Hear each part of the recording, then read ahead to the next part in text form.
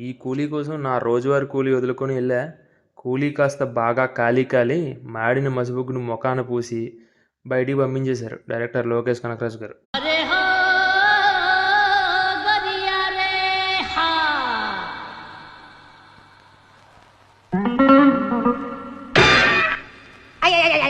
Director బాగా పకడ్బందీగా plan చేశారు. ప్రతి ఇండస్ట్రీ నుంచి ఒక క్యారెక్టర్ని తెచ్చి హైప్ని బాగా క్రియేట్ చేశారు. కాకపోతే ఈ అవుట్పుట్తో రజనీ సార్ రికార్డులు బద్దలు కొట్టడం అంటే కష్టమే. ఇంకా డైరెక్టర్ లోకీ ఫ్యాన్స్ అతని నుంచి ఎక్స్పెక్ట్ చేసేది అదే, క్యారెక్టర్స్ అండ్ క్యారెక్టరైజేషన్. అతని సినిమాలు ఏదైనా చూడండి, అతను క్రియేట్ చేసే క్యారెక్టరైజేషన్ చాలా డిఫరెంట్గా ఉంటుంది. వెన్ ఇట్ కమ్స్ టు కూలీ 10 నిమిషాలకు ఒక క్యారెక్టర్ పడతానే ఉంటుంది, ఒక్కొక్క క్యామియో వస్తుంటుంది. కాకపోతే ఒక్క క్యామియో కూడా సరైన ఇంపాక్ట్ క్రియేట్ చేయలేదు. క్యారెక్టర్స్ ఇంతమందిని పెట్టి ఒక్క క్యారెక్టరైజేషన్ కూడా కరెక్ట్గా రాయలేదు. అండ్ నాగార్జున గారు ఒక ఇంటర్వ్యూలో చెప్పారు, ఈ స్టోరీని 6 to 7 times విన్న తర్వాతే నేను విలన్ క్యారెక్టరైజేషన్కి ఒప్పుకున్నానని అన్నారు. ఏముంది సార్ 7 times వినడానికి ఈ స్టోరీ లైన్? ఫస్ట్ హాఫ్ మొత్తం ఒక్కొక్క క్యారెక్టర్ని ఇంట్రడ్యూస్ చేస్తుంటారు, అలా గడిచిపోద్ది. అనిరుద్ బ్యాక్గ్రౌండ్ స్కోర్తో పర్లేదు అనిపిస్తుంది.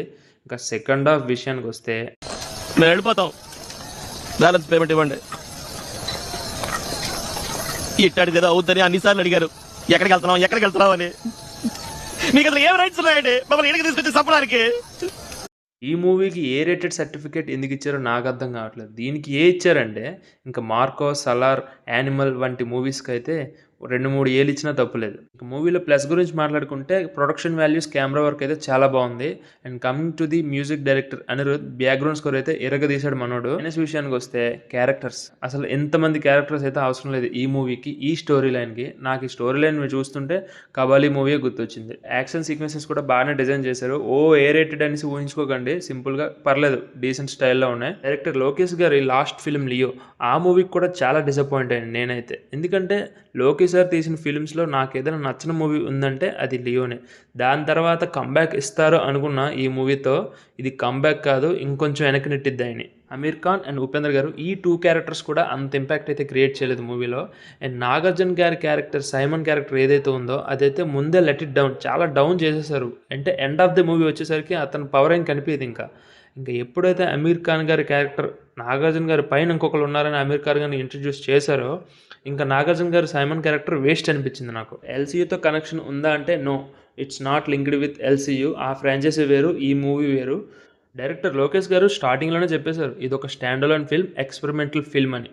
ఎక్స్పెరిమెంటల్ ఫిల్మ్ అంటే లోకి సంథింగ్ కుకింగ్ అని అనుకున్నా, కుకింగ్ కాదు, నున్నగా నూరిన మసాలాని ఒళ్ళంతా పూసి వేడివేడి సలసలా కాగే నూనెలో వేయించి వదిలేశారు మనల్ని. ఇంకా ఫ్యామిలీతో చూడొచ్చా అంటే అడల్ట్ కంటెంట్ అయితే ఏం లేదు, బ్యాడ్ లాంగ్వేజ్ కూడా ఎక్కడ యూజ్ చేయలేదు, ఫ్యామిలీతో చూడొచ్చు. కాకపోతే ఈ మూవీ ఫ్యామిలీతో ఎంజాయ్ చేయొచ్చు అని నేనైతే అనుకోవట్లేదు. రజనీ సార్ ఫ్యాన్స్కి అండ్ డైరెక్టర్ లోకేష్ కనకరాజ్ ఫ్యాన్స్కి ఓకే, యావరేజ్ అనిపిస్తుంది. ఒక పర్టికులర్ టైం తర్వాత శోభిన్ సారే హీరో ఏమో అనిపిస్తుంది. ఎందుకంటే రజనీ సార్ కన్నా శోభిన్ సార్కే ఎక్కువ స్క్రీన్ టైం ఇచ్చారు. ఇన్ఫ్యాక్ట్ అతని క్యారెక్టర్ కూడా బాగా షైన్ అయింది ఇన్ని క్యారెక్టర్స్లో. ఫైనల్ వాడికి ఏంటంటే ఓన్లీ ఫర్ రజనీ ఫ్యాన్స్ అంతే, ఇంతకు మించి ఇంకేం లేదు ఈ మూవీలో. ఇంకా మీరు కూడా ఈ మూవీని చూసినట్టయితే మీకు ఎలా అనిపించిందో కామెంట్లో తెలియజేయండి. నాకైతే నచ్చలేదు. And that's it for the review of Coolie. We will meet you in the next one. And please do subscribe to my channel if you like my content. Thank you, bye bye. We will meet you in the next one.